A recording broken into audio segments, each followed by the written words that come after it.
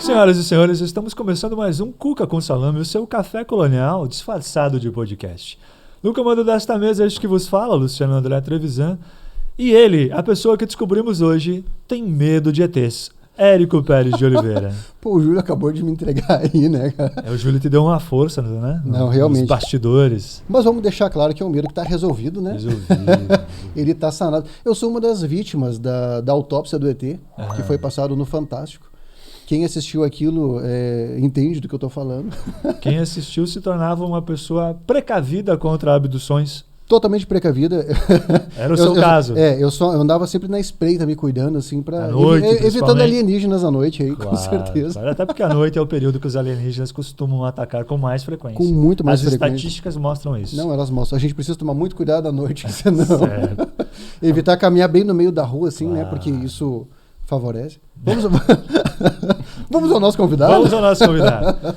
Deixa o ET pra lá e vamos pro nosso convidado. Vamos. O convidado de hoje é um profissional de fisioterapia bastante conceituado aqui na região e que se considera um eterno aprendiz. Ele é especialista em osteopatia, ele é o filho do seu Júlio, da dona Jusce, irmão da Paula, da Juliana e da Cristiane. É o esposo da Marília, Júlio Quinelato. Seja bem-vindo, Júlio. Seja bem-vindo, Júlio. Tá faceiro? Então, galera, muito obrigado pelo convite. Estou faceiro, sim, né? Estou faceiro, apesar de em um curto tempo atrás aí, perda da minha irmã, né? Passando pela perda da minha irmã.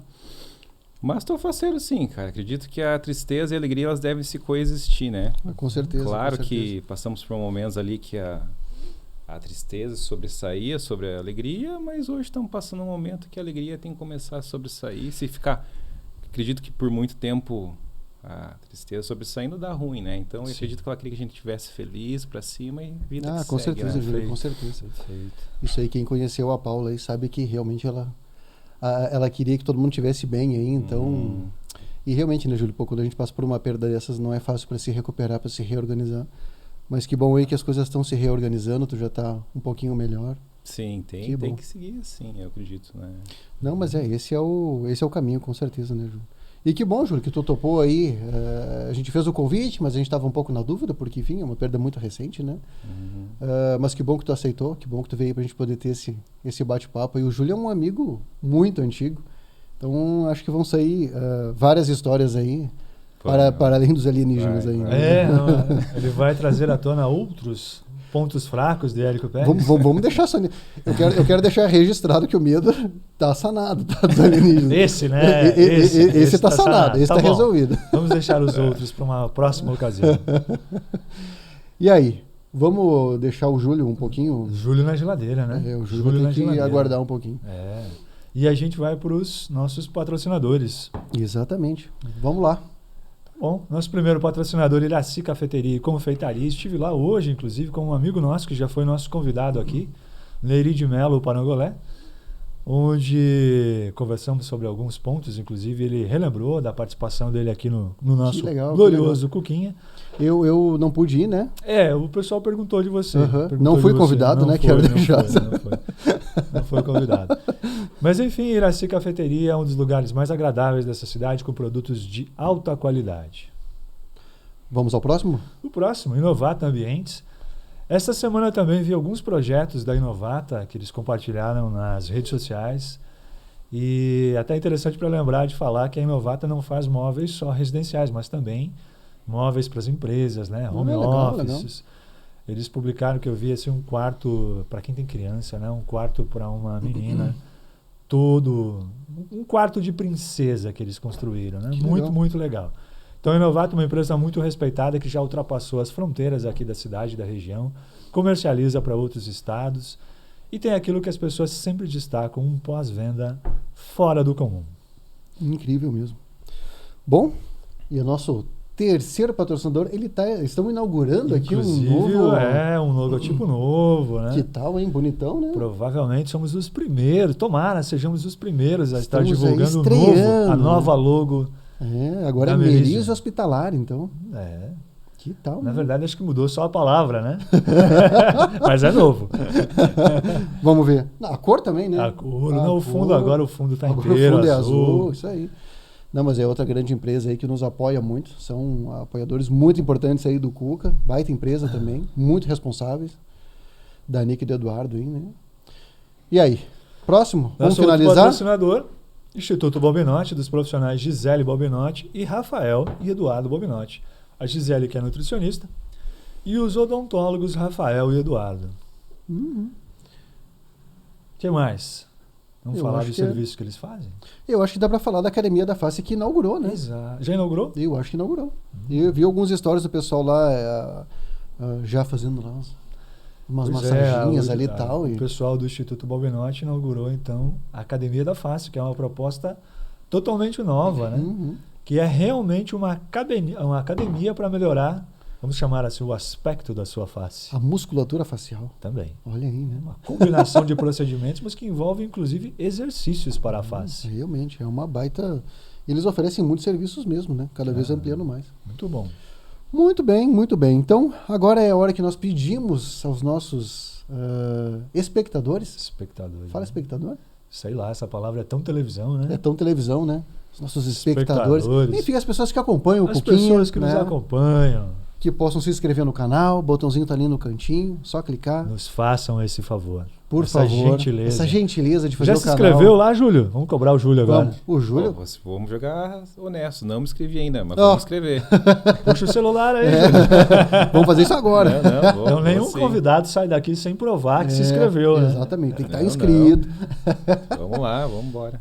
Então, pedir pro pessoal curtir aí, compartilhar, mostrar pros amigos e tudo mais, aí ajudar o Cuquinha a continuar crescendo. Ativar o sininho, a história do Perfeito, sininho tem que ser perfeito. ativado. Ajuda né? muito. Isso Muito aí. importante.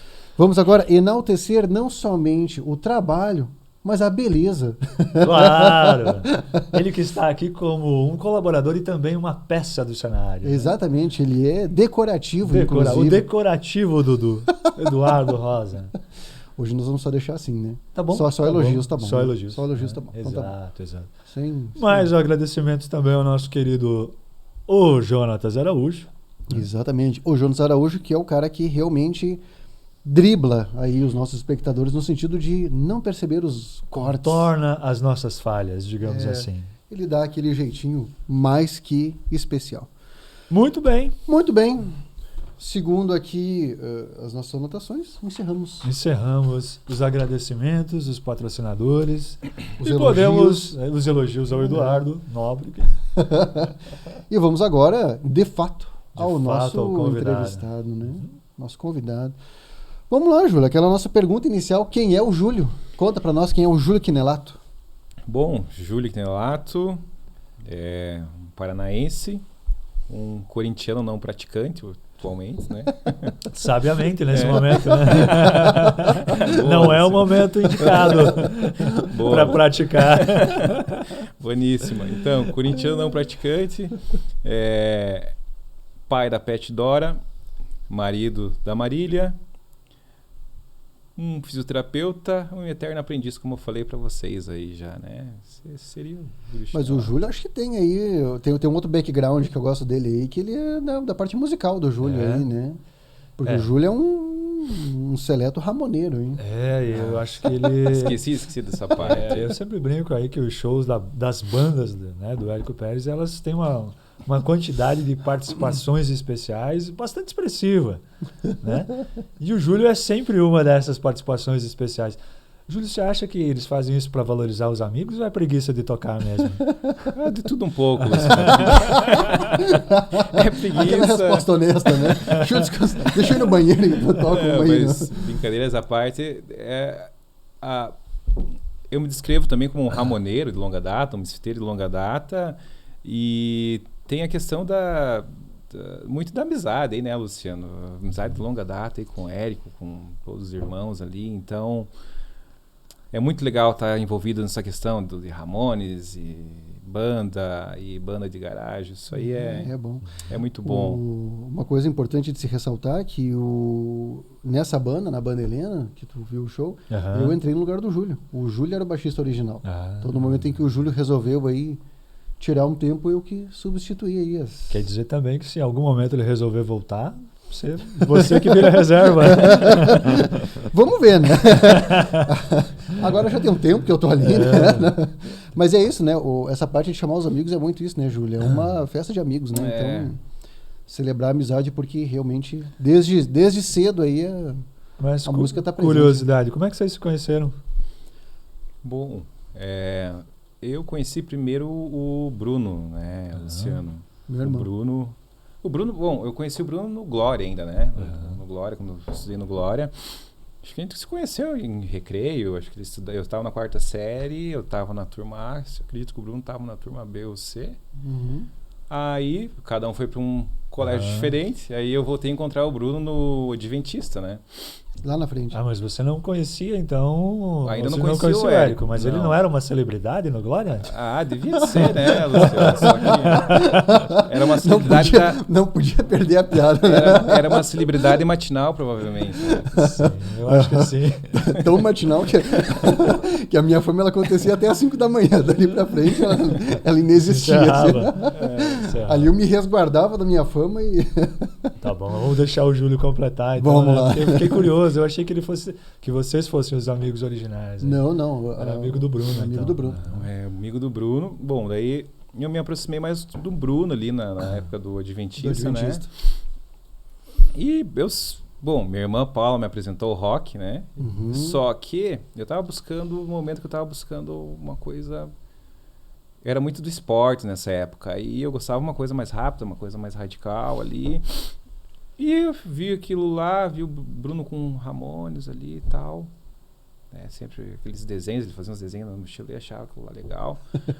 E cara, daí o Marcos Vinícius, na época a gente chamava ele de Carvão. Chegou com um carro na frente da minha casa, um som, hey, ho, let's go. Eu achei, que som é esse? Inclusive cara? eu tava junto. Talvez deveria estar junto. E eu pensei, putz, mas o que é isso? Outro dia eu fui lá, conversei com o Bruno. Isso é Ramones, cara. Aí no outro dia já fui comprar os dedos Ramones. E aí virei ramoneiro dele nessa época. Tu tinha o que, Júlio, uns 16? Não, aí eu tinha 13, 14 anos. Bem antes, bem antes. Bem antes. 13, 14 anos, aí o irmão mais velho, né, o chefinho, aí acabei conhecendo o Érico. Né? Tá. Então foi meio que na casa da família Oliveira. Isso. No clã Oliveira. Exatamente.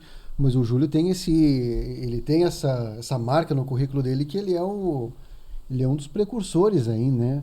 Dá pra dizer, Júlio, que Bugigangas foi a primeira banda punk aí da cidade? Pra valer, assim? Pá, Érico, posso ser honesto? Tem que ser honesto, Sim, né? tem que ser, vamos lá. Eu acredito que tenha núcleo base, cara. Ali, núcleo base. Né, foi bem punk rock também. E foi antes. Nosso amigo Anderson Poca ali. Acho que é anos 80, não é? Não. O núcleo base... Não, 90. O núcleo base é dos anos 90. Teve núcleo base... Aí a núcleo base perdeu força, a galera, cada um foi para um lado e, cara, veio a Bugigangas, né? Veio a Bugigangas sempre no lado underground da cidade e Bugigangas. Mas eu digo assim, que quem fez essa ponte nesse tempo ali foi os Bugigangas, foram os Bugigangas. Né? Sim. Vocês montaram a banda em que ano, Júlio? A banda Bugigangas foi em 2002, Érico. 2002? A banda Bugigangas. Aí teve umas bandas ali que acho que você lembra, né? Tive com Vagão, tive com Afonso Baleiro, até se estruturar. Demorou demais, já deveria ter se estruturado antes a Bugigangas, até se estruturar a Bugigangas em 2002 com o Bruno, o Afonso, Diogo e eu. Daí tempo depois saiu o Afonso ficou um power trio ali, né? Ficou vocês três daí, né? Eu, o Bruno e o Diogo. O Diogo é o Diogo Salvati, né? O Diogo Salvati.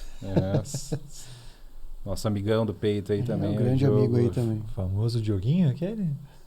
Que trabalhava, levava lanche lá vendia lanche no jornal. No jornal, que trabalhava com a minha mãe lá também. Isso. Quando vocês não tinham a panificadora ainda, eu acho, né? Isso, tua mãe fazia lanches em casa, acho, né? Sim, fazia nos fundos aonde tempo depois virou estúdio dos Bugigangas. Onde vocês ensaiavam. Na cozinha da Dona Jússi. Exato. Mas é isso aí mesmo. Pô, e ali foi um tempão, né, Júlio? Quantos ensaios? É uma época muito marcante aí, né? Era aquela casa ali na Comeu? Na frente do Ilha do Mel, né? Isso, aham. Aham. Casa ali de madeira na frente do Ilha do Mel. Poxa, acho que deve ter incomodado muitos vizinhos, hein? Também. Às vezes voavam umas pedras no telhado. Pior que nunca teve nenhum problema maior, Érico, assim. Porque Nada grave. tinha os ensaios e não rolava nada além dos ensaios. Isso aí era sábado à tarde. Era algo super saudável também. Então, Não tinha nada demais, né? é. Não, verdade. E vocês sempre tiveram uma amizade muito forte aí, né, Júlio? O Bruno, o Diogo aí, realmente... Sim. Como que a banda iniciou? Como foi o surgimento dos Bugigangas? Como ela surgiu? Surgiu entre essas bandas que não deram muito certo antes, né? Uhum. Essas bandas que não deram muito certo. Pô, e eu sempre pensava, mas por que o Bruno não tá tocando aqui ainda, né? O Ramoneiro, eu não lembro ao bem, Érico, como é que foi, mas eu acredito que o Diogo, eu falei pro Diogo fazer um telefonema, ele fez da época o telefonema, hoje seria Sim. no WhatsApp, né? Fez um telefonema lá pro Bruno, o Bruno chegou e foi se estruturando a banda, cara. Legal. Algo que eu achei que deveria existir antes, que demorou muito pra sair e acabou saindo. Uhum. Eu acho que um pouco antes de vocês ali, que eu e o Bruno tentamos, assim, mas eram uns projetinhos que não saíam, né? Até porque eu acho que eu já estava na faculdade, então não era tão fácil, não chegou a ser algo realmente estruturado, assim, né? Então, nem conta, né? Mas ali depois, conforme a coisa foi indo, realmente engrossou, né? E aí vocês tocaram em vários lugares, a coisa aconteceu mesmo, né? Sim. Bom, teve até composição, a gente tinha as nossas músicas ali. As músicas eram muito legais. A gente tocou num festival legal em Dois Vizinhos, lá com várias bandas. Tocamos... Bom, a gente acabou... Eu não sei como é que aconteceu esse milagre, mas nós conseguimos tocar até no Red Bull. Mas aconteceu, um né? episódio, mas aconteceu e tocávamos lugares B, né, Érico? Sim. Lugares Não, claro, assim, né? Banda de punk né? rock é isso aí, né? É bem alternativo. É bem alternativo. Bem alternativo. E até estranho, assim, que hoje a gente toca no Formosa, é uma coisa meio Sim. estranha, né? Mas, enfim, é um dos lugares aí que mais privilegia o rock, né? Então, Sim, boa, demais. tem uns showzinhos de punk rock, às vezes, ali, né? Então, mas vocês realmente aí foram precursores. Inclusive, teve uma matéria que saiu no Traga e Prosa, né? Se eu não me engano, fui eu que escrevi, e aí mandei pro Luciano, e aí saiu falando sobre a banda e tal, alguma coisa, né? Tu tá tentando fazer o download disso aí, né? Tô. Eu lembro que você escreveu sobre, mas eu não lembro, assim, confesso que eu não lembro. Sim. Mas esses dias qual banda era, né? Esses dias eu encontrei, e eu acho que mandei pra ti, mas achei aí o textinho da época falando das músicas, as composições próprias e tal, né? Tinha aí. Muito legal. Tem ideia de que ano isso? Deve ter sido... 2002. A foto era com o Afonso, então 2002 ali, né?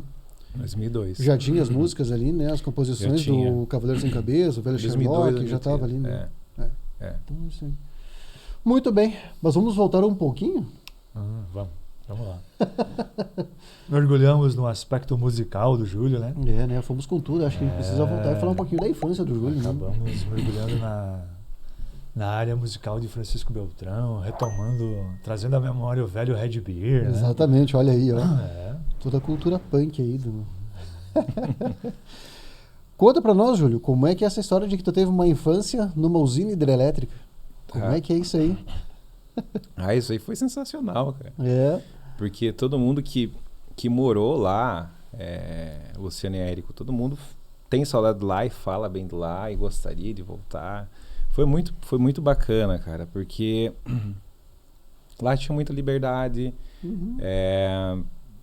tinha liberdade, o relacionamento na escola era muito bom, tinha segurança, é um lugar bonito.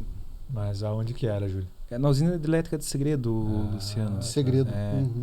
Indo a Guarapuava ali, a referência que eu posso dar, aí acho que em Paz, ali, Anzi Paz, você vira à direita e era uma espécie de... chega é uma vila da Copel. É uma vila da Copel. Né? Acho que é legal para poder visualizar, assim, era uma...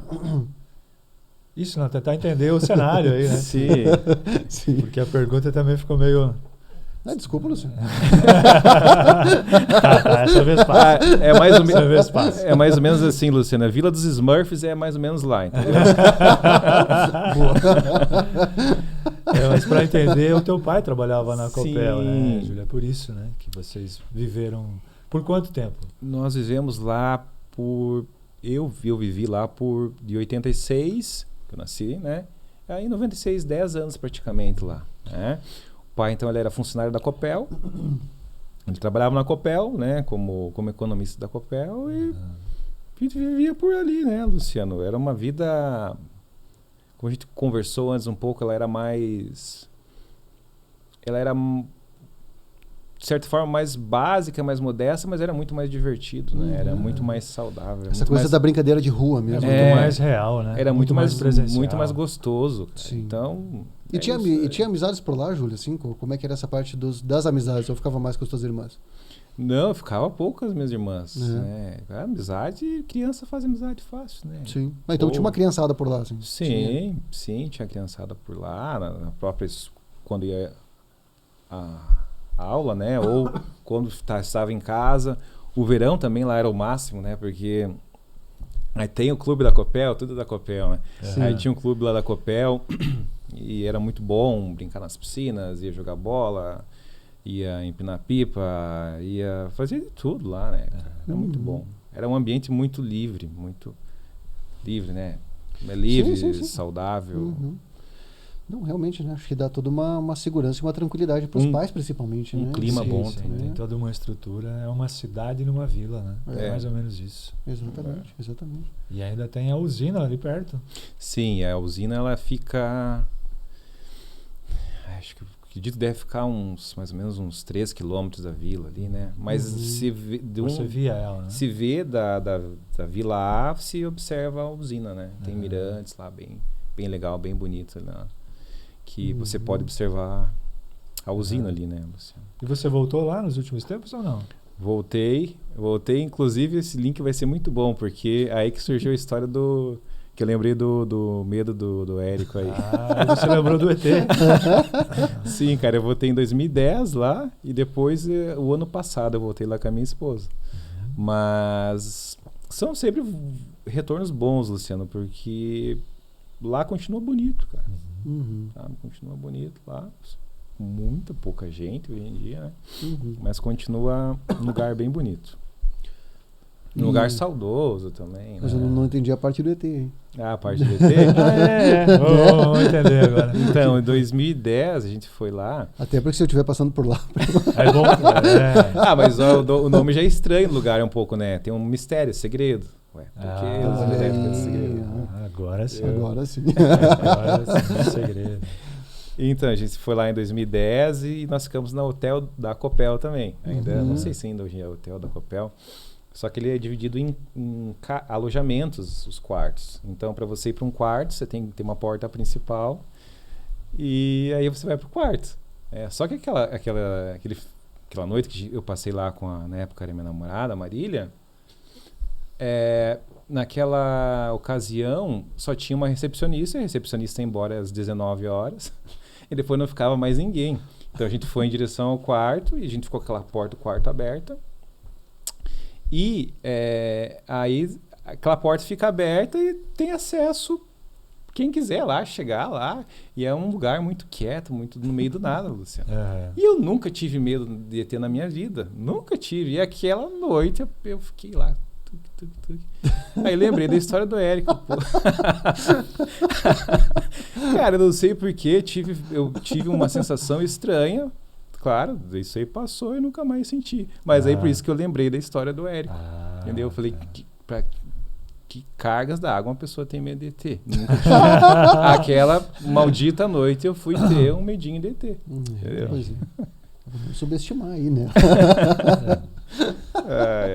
Mas você falou, inclusive, na tua namorada, Marília, na época, né? E hoje esposa. Como é que vocês se conheceram, Júlio? Então, como a gente se conheceu, foi bem legal, Luciano. Que faz muito tempo que vocês estão juntos, né? Sim, faz tempo pra caramba. A gente se conheceu pelo Mickey, cara. Olha aí, mais um usuário bem sucedido do Mickey. Pelo menos um. Só que tem uma... Alguém que se deu bem naquela época. Só que é que nem aqueles filmes que voltam pra trás. Eu já tinha conhecido ela e não sabia, Érico e Luciano. Foi num show do Tequila Baby, eu já tinha visto ela no show do Tequila Baby, e acho que foi... o nome da cidade não foi Xanxerê, foi em outras, São Miguel do Oeste, se não me engano. Ela estava nesse show, há 1 ano e pouco atrás, 2 anos mais ou menos antes de conhecer ela, estava nesse show, eu vi ela. E depois, quando a gente foi conversar, a conversa vai, eu vi você. Então eu lembrei dela, né? A gente se conheceu pelo... Marcou mesmo. A gente se conheceu pelo Nick, Luciano. E... Como é que era teu nick, Júlio? O meu nick nessa época era o... Eu não sei se era eu acho que era o Júlio Punk ainda. Depois, no tempinho, virou o Monster Mash, né? Da música do Misfits. Sim. Mas eu acho que era Júlio Punk. Júlio Punk ou Monster Mash, um dos dois. Né? Aí a gente se conheceu, sim. Aí, E o da Marília? a da Marília era Mag. Mag? Aham. Mag. Aí, bom, foi num showzinho de punk rock. Se encontraram lá. Aí, eu, o Diogo e o Bruno tocando ali, o Power Trio tocando. Aí ela, ela também gostava de punk rock hardcore, a Dani também. Aí elas ficaram, em Beltrão vai ter um evento assim, nós temos que ir. Ela foi e a gente se conheceu pessoalmente. Né? Aí, desde então, a gente estamos Isso aí deve juntos. ser o quê? 2000, 2001? Antes? Esse antes, evento né? aí foi... Acho que é antes. Esse evento aí foi final de 2003. Final de 2003. Então vocês já se conhecem há 20 anos, pelo menos. Mais, né? 20 anos, quase 20 anos. Eu fiquei aqui na minha matemática, assim, né? Dá pra ser mais? Não, né? Mas, Tá tranquilo. Dá, né? Dá. o show do Tequila foi um pouco antes, o né? Considerando show que eles foi se viram antes, Isso. sim. Aí sim, né? Mas é isso aí, foi dessa forma aí. Que tal? E vocês têm quanto tempo de casado, Júlio? Tempo de casado, então 4 anos, 6, vamos fazer 7 agora em 2023. 7? 7 anos. Achei que você ia fazer aquela pergunta difícil, que é a data, né? Conta pra nós aí. Não, essa aí... Essa não se faz. Essa não se faz. Com os amigos não se faz. Não. Isso aí não é bem assim pra fazer o download desse tipo de informação. Não. Assim. Mas é um relacionamento de longa data ainda, Júlio. Tempão já, hein? Sim. E altos e baixos, né, Érico? Mas sempre muito mais feliz do que qualquer outra coisa, né? Não, relacionamentos é isso né? aí. De muito tempo e é um evento que a gente sempre gosta de lembrar, como a gente se conheceu, porque a gente gosta das mesmas músicas, né? É muito legal que é um ponto de convergência que existe até hoje, né? Porque se tem uma coisa que vocês fazem até hoje é isso. Vai ter um show, vocês estão lá, né? Sim. Bom, o último show que a gente foi agora foi em março do Satanic Surface. Ela não gosta tanto dessa banda, né? Mas acompanha. Cara. A gente tá sempre junto. Que nem tu do CPM, né? Não, esse CPM eu curto, cara. Eu gostei quando surgiu que o Júlio tinha ido num show do CPM, o Júlio meio que começou a se defender. Não, mas tem que ver. Eu falei, não, Júlio, não tem problema gostar do CPM. Pode gostar, tranquilo. O CPM tá tudo certo. Eu fui de uma forma saudosa, né, Érico? Achando que eles iam tocar o CD independente. Sim. Tocaram 2, 3 músicas. Mas foi muito legal o show deles, cara. Eu gostei. Cara, e esse primeiro CD deles que saiu antes desse independente, que é Alguns Quilômetros de Lugar Nenhum, cara, esse CD é muito bom. Pra mim é o melhor demais. deles. Assim. É o melhor, não vai ter outro melhor. Tá decretado. Tá, vocês decidiram. É o melhor, pronto, chega. Sim, né? Não, mas isso acontece, né? Acho que isso é muito legal de quando tem essa afinidade do casal aí. E às vezes nem sempre, né? Talvez um show, esse aí talvez eu não vá. Né, quando realmente é uma coisa que destoa muito, mas no geral a gente vai se adaptando. Hein, né? Hanson não teve como ir. O da Sandy Júnior também não rolou. Sandy Júnior não deu, né? Claro, eu levei ela, a gente foi junto com o nosso compadre, o Anderson Pipoca ali. A Dani também foi. A Dani e o Lucas foram, a gente se encontrou em Curitiba. Enquanto elas foram pro show do Hanson, a gente pegou um show do Duda Calvin, cara, lá em Curitiba, num barzinho B lá também. Então, o Júlio tá falando da Dani, né? Pra quem não sabe, é a cunhada dele, né? Irmã da Marília. Sim. Que é um ponto em comum, porque a Dani trabalhou comigo no jornal por muitos anos, uma querida, que tá junto com o Lucas também há muito tempo já, né? Sim. Namorado da Dani já há muito tempo, mas a Dani era digamos assim, uma pessoa que até hoje é lembrada no jornal pela competência dela. As pessoas gostam muito dela ainda, até hoje. Faz muito tempo que ela saiu já. Legal, legal. E, bom, ela sempre foi bem elogiada pela criatividade dela, né? Sim. Luciano. E, inclusive, às vezes ela faz umas artes pra mim, cara. Inclusive, daqui a um tempinho vou lançar um canalzinho no YouTube aí sobre anatomia, Olha aí, que tal? saúde, ciência. Estamos sabendo né? em primeira mão. Olha aí. Então, se me permitem, e ia pedir pra ela fazer uma capa para o meu vídeo de entrada, ficou bem legal. Sim, ela é muito legal. competente. Sim. Tu anda se aventurando no mundo dos vídeos aí, Júlio. É um desejo bem antigo já, Érico, sabe? É um desejo bem antigo e, cara, eu gosto de estudar.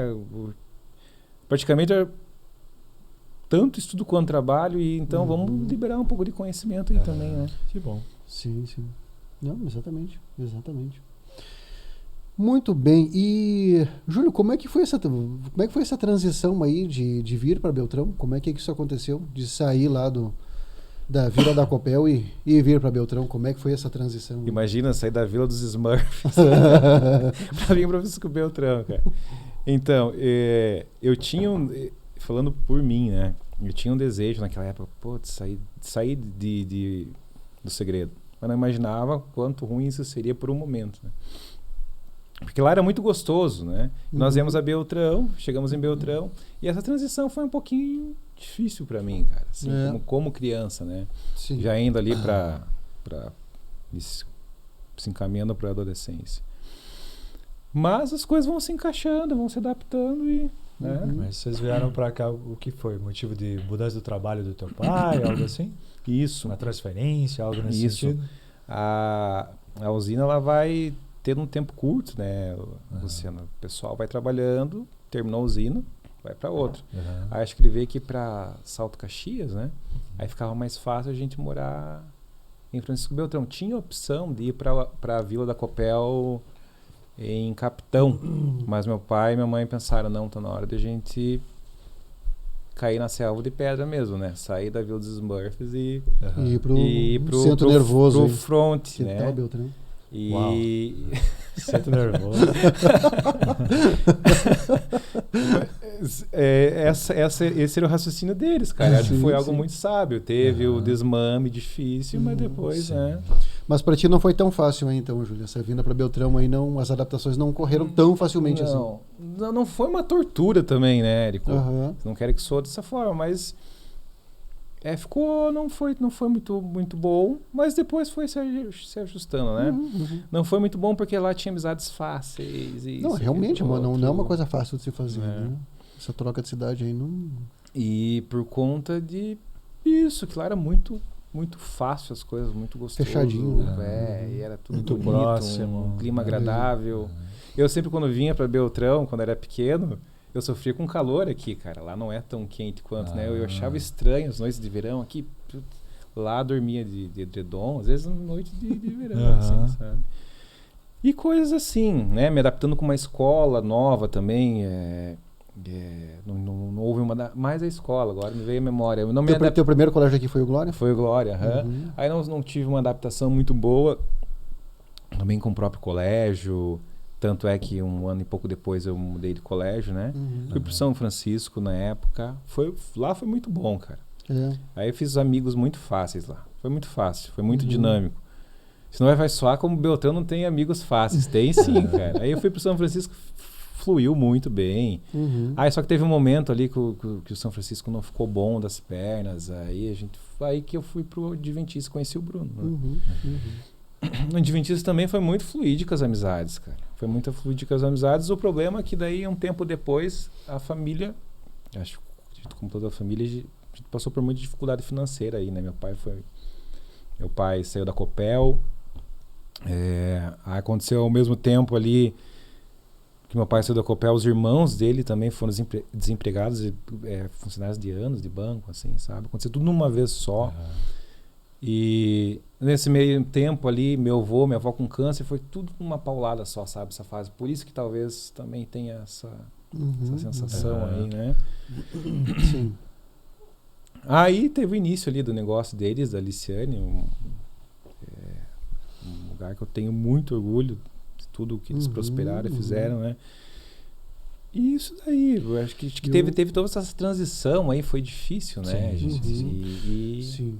Eu lembro bem ali, porque na época que teus pais compraram a Liciane, se eu não me engano, eu tava fazendo cursinho. Fazia cursinho ali no Águia. E aí tinha a Liciane, né? Só que os teus pais não eram os donos ainda, né? E era um lugar, assim, que ele sempre muito vazio, assim, ele não, né? Eu me lembro que ele não tava indo, né? E aí eu me recordo bem que quando teus pais assumiram ali a coisa, ela deslanchou mesmo, né? A história do pastel de frango com catupiry. Mas aí... A coxinha era muito boa também. Não, realmente. A coxinha que chegava no jornal era muito boa. Sim, aí tinha a dona Josi lá, que já... Bom, eu tava na barriga dela, ela já fazia pastel lá no Segredo, cara. Ela trabalhava com essas coisas desde lá, Luciano. Sempre se saiu bem. Sempre já se virava ali. E tinha essa carta na manga ali, né? Era a carta na manga que tinha, foi apostado 2 fichas. Sim. Quebrou uma vez, certo, quebrou né? 2 vezes, quebrou 3 vezes. Na 4ª vez que começou a funcionar as coisas, graças a Deus, ali pra eles. Né? Que bom. E essa parte aí, Júlio, de música, de cultura pop, década de 90, enfim, são coisas que tu tem muito apreço, né? Tu gosta bastante. Gosto, porque era muito bom, né? Era onde a gente se apoiava ali, né? Era fazendo uma analogia, assim, era muito bom, comparando, eu acho, com o cinema de hoje, músicas de hoje. Não quero dar uma de chato, que momento chato.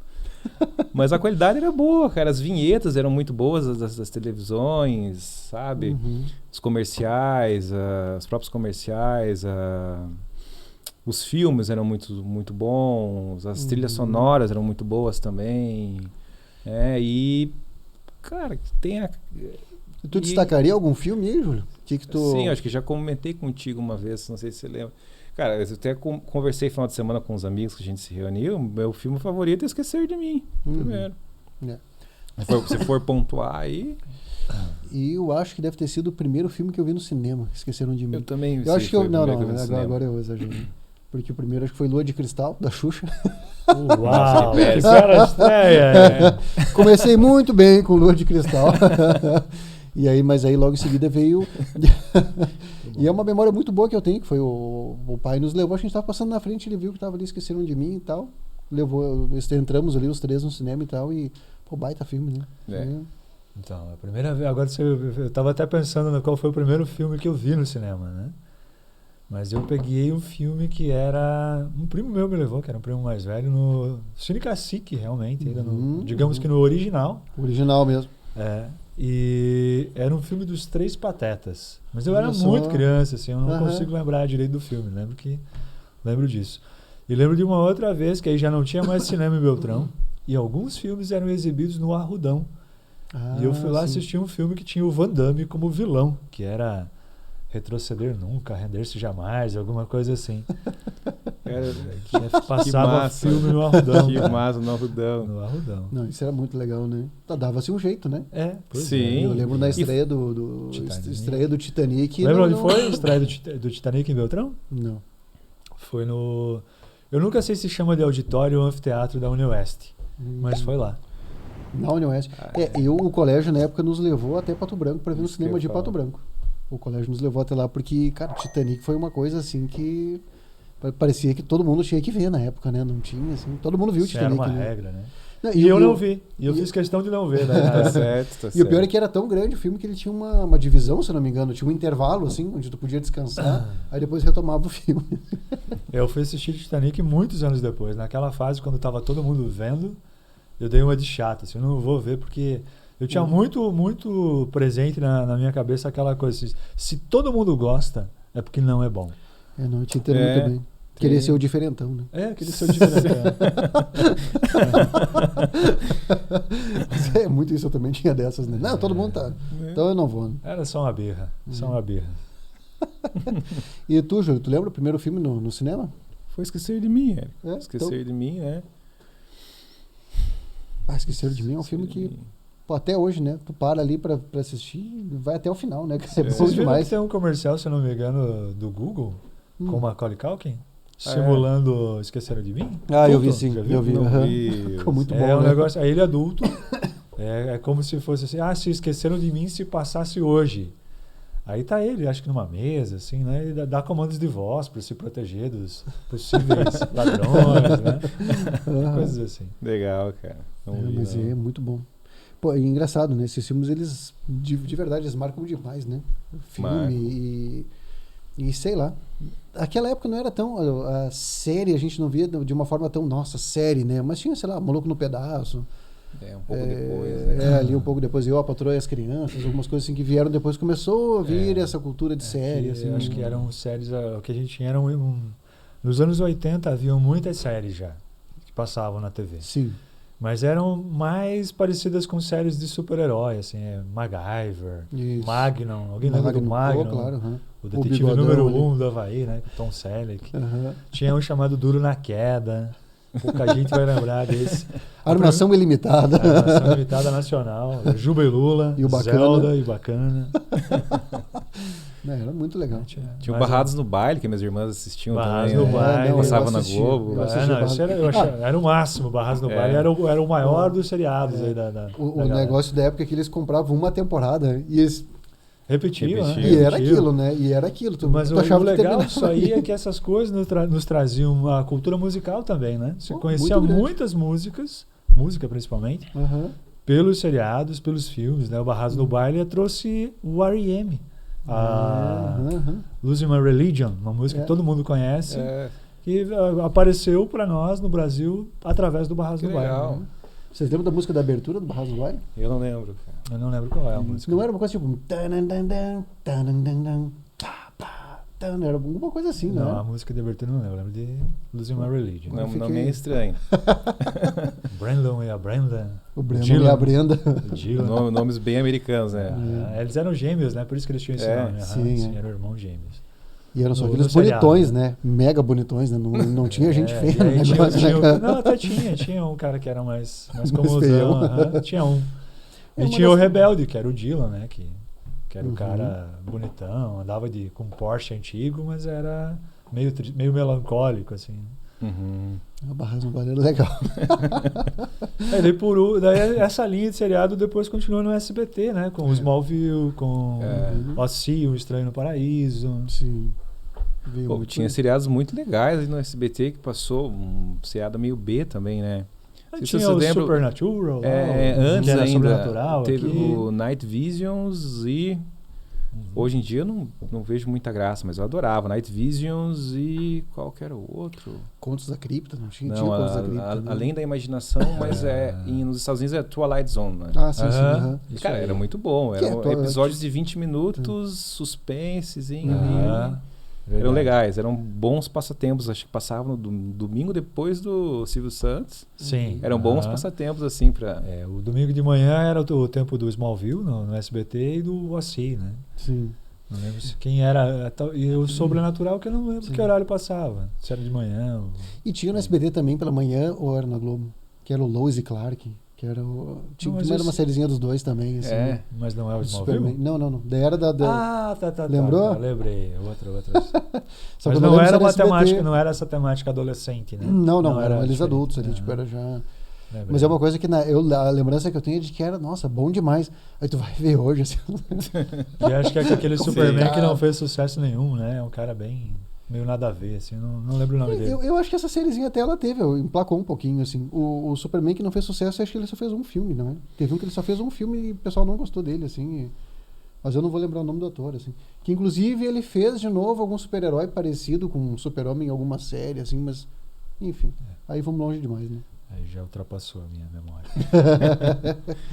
Tem uma série nova agora, mais atual, que também é alguma coisa meio Lois e Clark, assim, que é mostrando eles lidando com os filhos adolescentes. Os filhos estão ali na faixa de uns 15, 16. E aí um deles está descobrindo o poder, o outro ainda não. Daí tá tendo uma pegada nesse sentido. É muito mais essa coisa familiar do que o super-homem resolvendo os problemas, assim. Tem certeza que não é Hotel Transilvânia? Pô, eu até o Transilvânia eu não vi. É bom? É legalzinho. Também É legal. não. Até que tem uma fase que o Drácula tem um neto, né? E aí ele tá todo apressado porque a filha dele é vampira mas o namorado dela não, o marido dela não, é um humano. Tá. E aí fica aquela dúvida se o filho que nasceu vai ter poderes ou não, né? Sim. E o Drácula tá sempre pressionando o garotinho para que ele demonstre poderes, né? É por isso que eu lembrei. Né? Tá. Sim. Então daí faltou a referência. Não, Mas é vou legal. assistir. E o Júlio, eu falei ali antes sobre a questão da primeira banda punk, né? Mas eu acho que tu tem um primeiro no teu currículo aí, que é o primeiro osteopata da cidade, não? Não. Pô, não tô acertando nenhuma. Não é que eu sou o primeiro osteopata.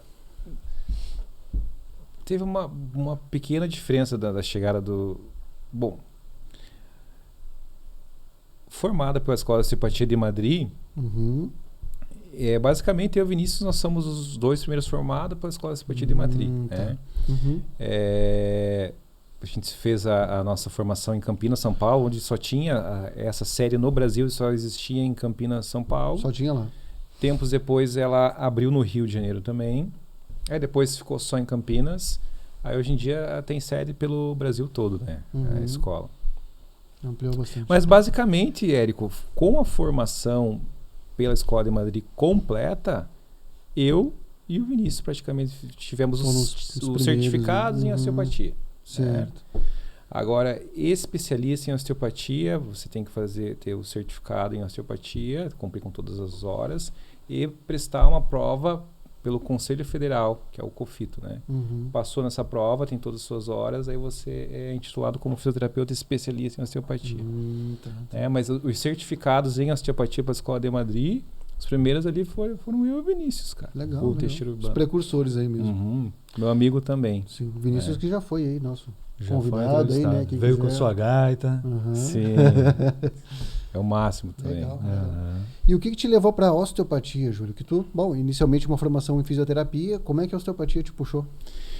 Então, Érico, eu iniciei a fisioterapia, né, Érico e Luciano, eu iniciei a fisioterapia em Pato Branco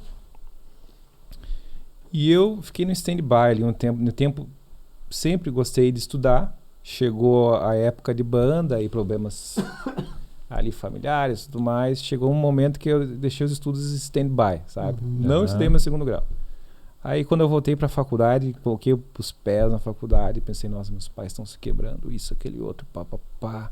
É difícil essa vida, tá difícil essa vida, eu vou levar isso daqui muito a sério. E comecei a estudar muito e comecei a me admirar com ciência, com livros e virei um CDF desde o primeiro dia de faculdade e nesse primeiro momento eu pensei, não, mas eu vou fazer medicina. Eu vou querer fazer medicina. Pouco tempo depois eu conheci um profissional lá que dava muito resultado nos pacientes lá em Pato Branco. Falei, mas o que esse cara está fazendo, né? Osteopatia. Daí eu comecei a pesquisar e conversa vai, conversa vem com outros profissionais, o que ali foi me chamando a atenção, me encantando, eu falei, não, vou ficar na fisioterapia. Nesse meio tempo tinha um professor lá muito bom que também me cativou para continuar com a fisioterapia. E aí não teve outra, Érico. Terminei a formação em fisioterapia, né, graduação, e no ano seguinte já comecei a especialização em osteopatia, né, que é uma formação de 6 anos hoje. Aí tem que prestar a prova para o conselho e tudo mais. Né? Tu trabalhou com RPG também, né, Júlio? Não cheguei a trabalhar com RPG, fazia alguns exercícios posturais ali, mas o RPG propriamente dito não. Já fui professor de Pilates, quase 2 anos. Precisei, gostava também, mas sempre foi osteopatia. Sempre foi, isso estava certo para ti desde o começo. Essa do Pilates foi aqui em Beltrão? Foi aqui em Beltrão. Foi um momento que eu trabalhei com o Camilo Rafaim e um momento quando eu montei meu negócio. Foi 1 ano ali no meu negócio que eu trabalhei com o professor de Pilates. Depois eu consegui voltar a atenção só para osteopatia. Né? Eu lembro da primeira vez que eu fui paciente do Júlio. E o Júlio me atendendo com alto profissionalismo, assim, mega sério. E eu falei assim, Júlio... Sou eu, cara. Sou eu, né? Se você lembra de mim, você ia lá em casa. Júlio mega profissional. Assim, eu falei, viu, Júlio? Tipo eu a primeira vez que falei com o Valdir, depois de anos, né? Sem falar, tipo 10 anos sem falar com o Valdir. chamei ele para uma conversa, para uma coisa séria, assim, né? Tipo, só faltou chamar de doutor Valdir, né? O doutor Valdir, boa tarde. Boa tarde, né? E aí, Valdir, boa tarde, não sei o que, daí ele... E aí, salame? Opa, tá tudo certo, estamos em casa de novo. Segue tudo igual, segue o jogo. Bem massa, bem massa. Pois é, Júlio, e um dos diferenciais que tu tem aí na tua prática é isso de sempre ter um olhar humanizado, assim, né, Júlio? A maneira como tu te dedica ao paciente tem esse diferencial aí. Como que tu construiu, assim, essa maneira de lidar com o paciente? Não sei te responder muito bem, Érico, mas acho que é algo natural, que vem de dentro, né? Vem de dentro porque não tem como uma pessoa já tá com dor, uma pessoa já não tá legal, você já não fazer um atendimento assim, né? Não se encaixa outra coisa, não sei isso. Uhum. Então é muito natural, muito natural. Simplesmente acontece, é uma coisa mais tua mesmo. Eu não consigo... Ontem aconteceu um episódio muito engraçado, eu liguei para pedir comida. Eu tava meio bravo, eu lhe pedi pra comida e o cara foi muito estranho comigo no telefone. Eu não vou pedir comida com você, e desliguei o telefone. Aí eu falei pra Marília, eu atendo as pessoas tão bem. Eu chego, vamos Sim. lá, me despeço, as pessoas tão bem. Eu penso, é só um telefone. Boa noite, tudo bem? O que você desejaria? Sim. Aí é natural, Érico, é natural. E, Luciano, não sei dizer. Não tem como um atendimento assim, osteopático ou fisioterapêutico, ou em todas as áreas ser de outra forma. O humano tem que ser tratado como humano, né? E, em geral, as pessoas chegam em você com dor, né? Sim. Elas chegam numa situação de sofrimento, realmente, né?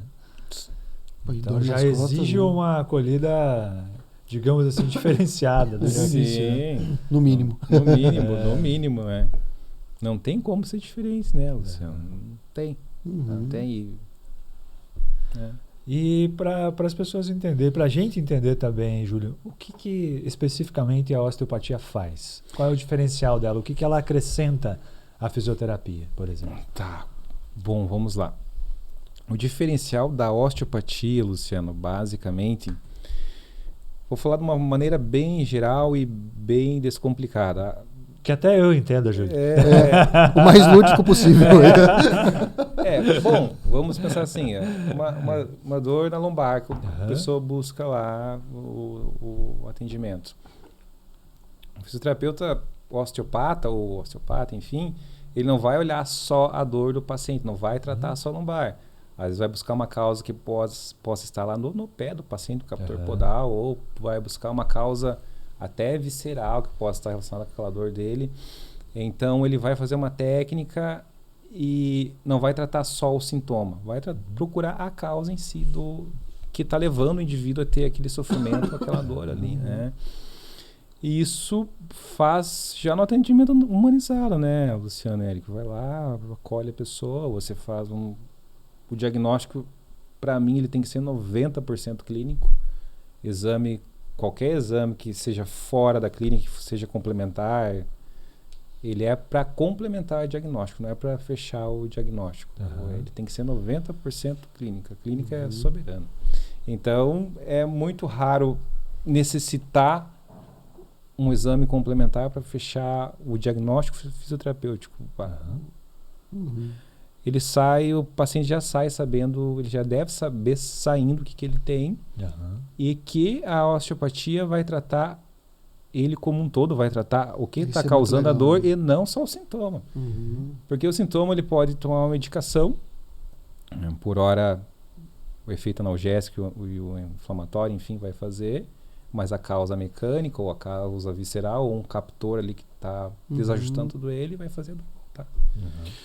É comum, assim, casos, né, Julinho, que tava ali, a pessoa tava com um enigma, não entendia por onde estava essa questão da dor e tu consegue identificar e tu vai. Eu já escutei vários relatos, assim.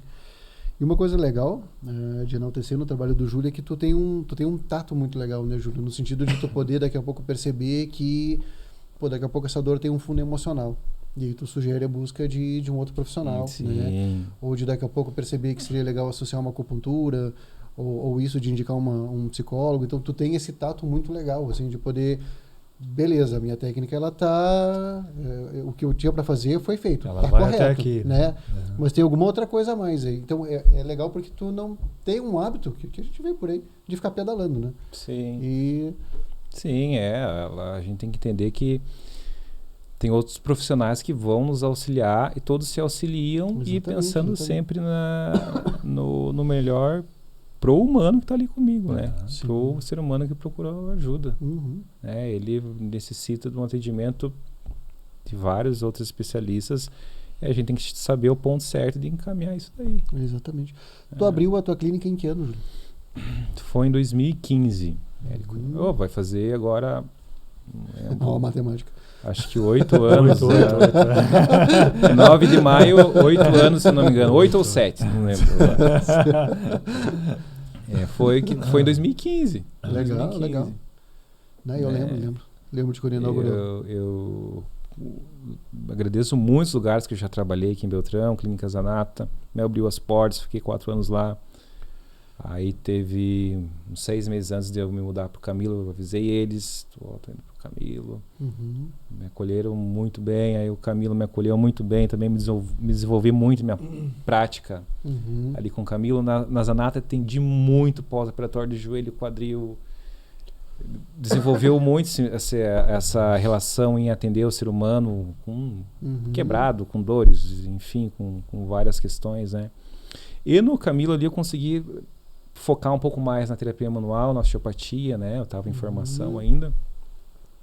E também chegou meu momento, um bom tempo antes, expliquei para o Camilo, olha, Camilo, eu estou indo para o meu negócio. E em 2015 montei meu negócio. E eu acho um baita acerto o lugar que tu escolheu, né, Júlio? Aquele lugar ali é muito bom, né? A rua é muito tranquila, a rua é muito bonita. Eu acho uma das ruas mais bonitas de Beltrão. Uma batidinha. Eu sou suspeito por falar, né? Eu amo aquele lugarzinho ali. Ali é muito agradável. É um lugar que caiu do céu. Eu sempre pensei isso. Sempre que eu passo naquela rua, acho muito bonita, né? Ainda tem toda a natureza atrás, lá no morro. Sim, ali é muito agradável mesmo. É bonito demais, né? A gente está falando no caso da rua que passa atrás do CTG, que é a Cleveland. Né? Os fundos da União Oeste ali, né? A rua de fundos da União Oeste. Não, ali é muito bonito mesmo. Bonito demais. Sim. E, Júlio, qual é o momento de procurar um osteopata? O que a pessoa aí, digamos assim, que sintomas ela pode estar sentindo que faz com que, beleza, chegou a hora de procurar? Essa resposta, como é que eu posso te falar, Érico? Um bebê já pode procurar um tratamento osteopático, né? Deveria. Sim, inclusive o Ulisses, meu filho, é paciente aí do Júlio. Deveria, né? Mas de um modo geral... Geralmente a pessoa vai procurar como tem uma dor, né?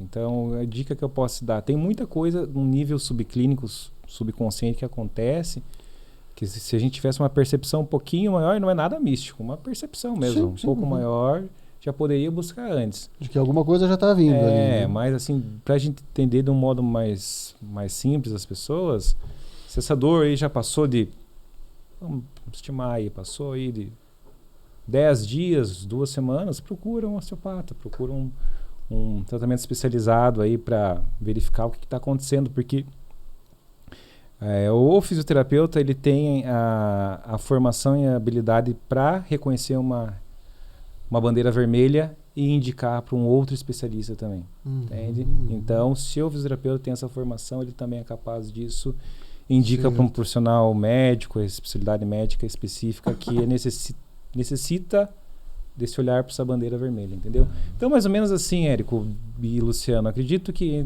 uma dor persistente aí, 10 dias, 2 semanas, é bom ver. O que é mais comum de chegar para você, Júlio? É a dor nas costas? O que é? Por muito tempo foi a dor nas costas, Luciano, a dor lombar. Né? Mas hoje em dia o público que procura, ele é bem diversificado. Vai de bebê, é o paciente que tem dor nas costas, é da pessoa que tem enxaqueca, pessoa que tem dor de cabeça, pessoa que tem refluxo.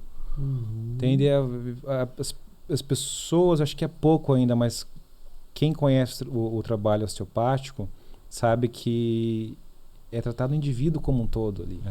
Não é só um segmento específico. Não é só o sintoma, né? Você falou de enxaqueca, né? Que é um problema que eu acho muito comum, né? E que eu confesso, não me passou pela cabeça que fosse caso para um osteopata. Sim, Luciano, porque é muito comum o indivíduo lá tá com enxaqueca, fiz exame para cá e para lá, não acha nada nos exames e toma medicação. E isso daí o osteopata, como ele compreende ali o crânio e cervical alta, as estruturas ali que governam essas funções, tanto vasculares como a própria parte mecânica da cervical alta ali, que tem uma relação muito grande com os aspectos cranianos ali, trabalhando essas estruturas específicas, vai melhorar a dor de cabeça do indivíduo. Não tem como não melhorar. Ou, se necessário, às vezes, fazer um trabalho em conjunto com um dentista, quando a pessoa tem a disfunção temporomandibular, né? É bom fazer um trabalho em conjunto com um dentista também, porque algumas dores de cabeça também têm relação com isso, né? Muito bem. Dá para dizer, então, assim, Júlio, que o benefício da osteopatia não é simplesmente a solução da dor, né? Então, isso que mais me... Vamos dizer assim, o que mais me... é porque eu atendo todo dia as pessoas, né, Érico e Luciano? Daí eu falo eterno aprendiz, eu aprendo todo dia. E não só com a osteopatia, aprendo com as pessoas, com a pessoa que você passa no corredor do teu prédio. A gente tá sempre aprendendo, cara. Claro. E isso eu acho o máximo. E a osteopatia, que eu percebo assim, que ela vai muito além da dor. As pessoas melhoram o sono, melhoram um cara que falava... procurei pela osteopatia por causa da dor, mas meu sono está melhor. Estou tendo um desempenho de atividade física melhor. Enfim, você estende, não fica só na dor. Sabe? O sistema fica mais fluídico, mais dinâmico. Sabe? Sim. Os sistemas funcionam mais fácil. Todo o organismo, no caso. É um resultado muito amplo, né? É muito global, na verdade. Né? Inclusive eu procurei um colega profissional essa semana, eu procurei tratamento osteopático. Eu vinha com... por que eu procurei? Deixa eu lembrar agora. Eu procurei...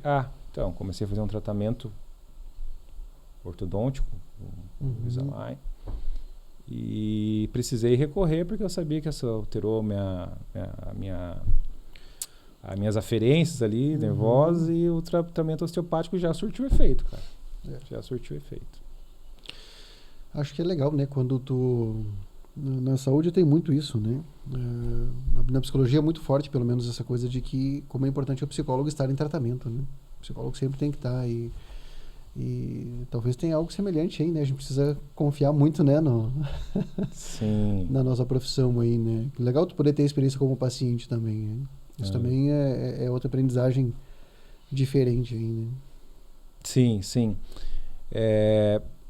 E quando eu necessito, eu procuro.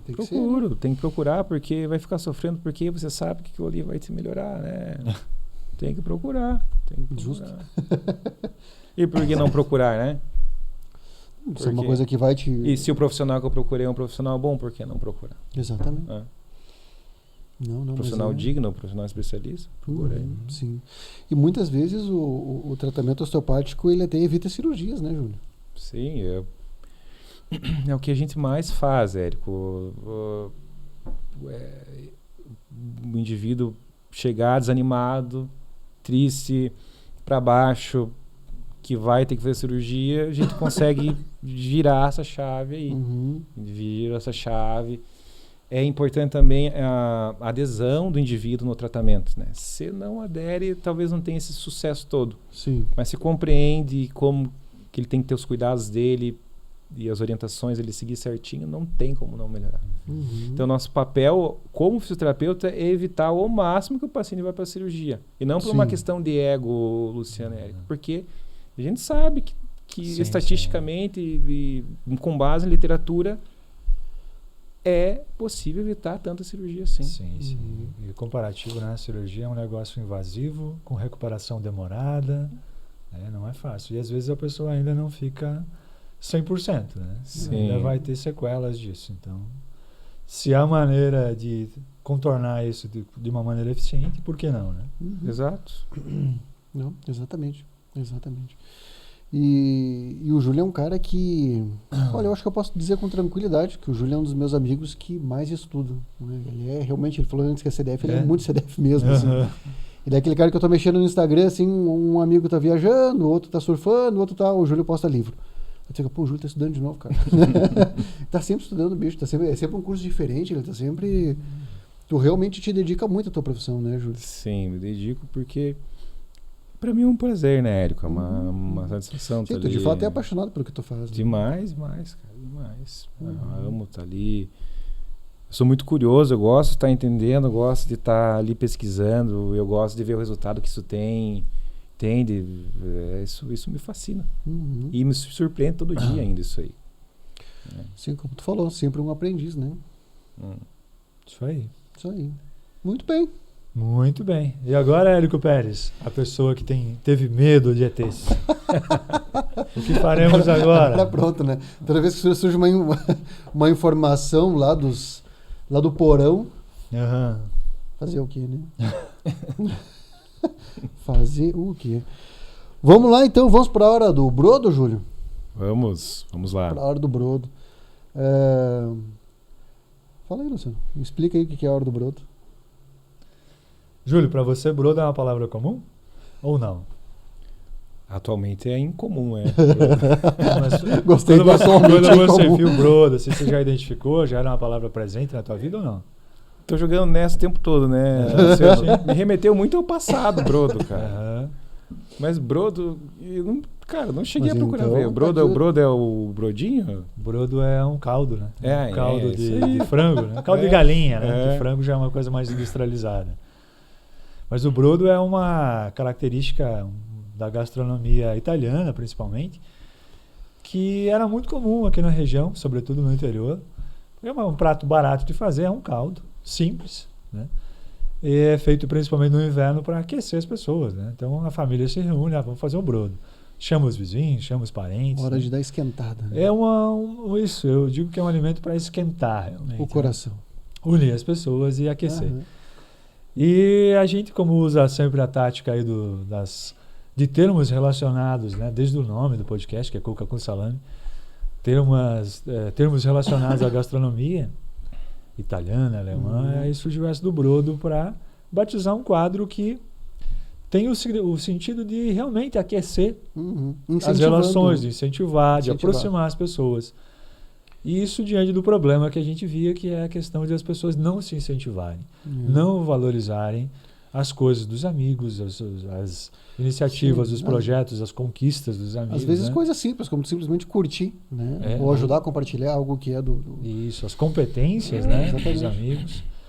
E por ver muitas vezes isso acontecer, de sentir isso, né? Que as pessoas não estavam valorizando as coisas dos seus amigos, a gente, precisamos fazer alguma coisa. Isso não cabe uma iniciativa aqui. Surgiu daí a hora do brodo, né? Que não tinha nome de início e foi batizado de Hora do Brodo. Que é o momento em que nós provocamos aí o nosso convidado a indicar o trabalho de um amigo, de qualquer área, do que for, né? Alguém aí que tu confie no trabalho e que tu gostaria de enaltecer. Bom, exatamente.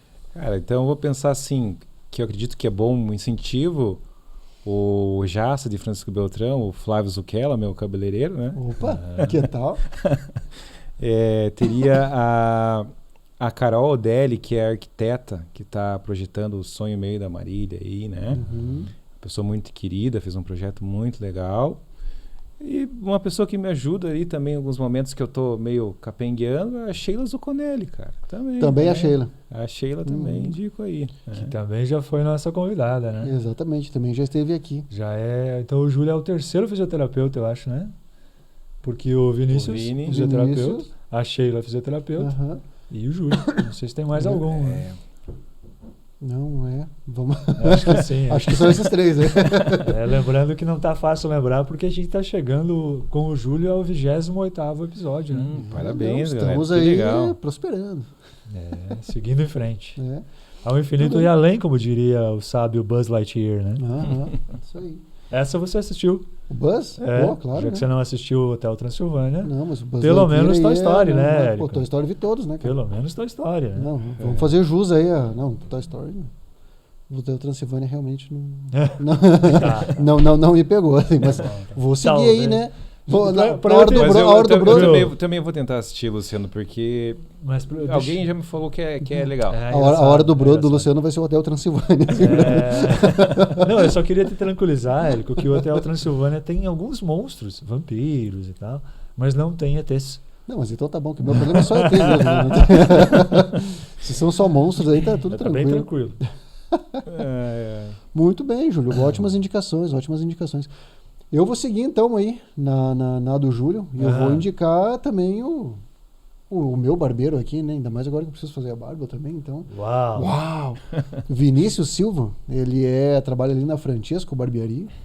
Fica aí também a sugestão, que também, cara, muito competente. Ele também é o barbeiro do meu filho, do Ulisses. Então, também o Ulisses está sempre bonito. Né? Com o Ulisses ele se sai bem, né? Se sai bem com o Ulisses. Com o Ulisses ele tá decolando. Mas fica aí, então a hora do Bruno, fica o Vinícius aí, que rapaz se sai muito bem também. Tá, Luciano? Tá bom. E aí? Então, eu vou repetir a função que eu indiquei na última vez, que era um instrutor indiquei uma conhecida minha que é instrutora de oratória, entre outras áreas. Eu vou ficar nessa mesma área aí. Tem um amigo meu também que faz a mesma coisa, né, no sentido de palestrante de oratória, palestrante para empresas, que é o Itamar Wodzik. Hoje atua por muitos anos na Unicep e hoje está na Cressol, mas ele também dá cursos aí para empresas, voltados ao mundo empresarial, para associações comerciais, né? E se sai muito bem também. Tem muito conhecimento, um vocabulário invejável, inclusive. Né? No mesmo nível do Dr. Diogo, assim? Isso. Formado em filosofia. Não, né? Então tem gabarito aí, né? Tem sim. Muito bom, muito bom. Então estamos chegando ao final do nosso episódio, Luciano. Exatamente, bundinha da Cuca, né? Chegamos da bundinha da Cuca. Júlia, a bundinha da Cuca é o momento em que a gente faz a pergunta final ao nosso convidado, né? E a pergunta é se tu pudesse voltar e conversar com aquele Júlio de 16, 17 anos, que dica tu daria para esse Júlio? O que tu falaria para ele? Bom, seria menos nervoso. O que é essa pegada nervosa? Menos nervoso, menos preocupado.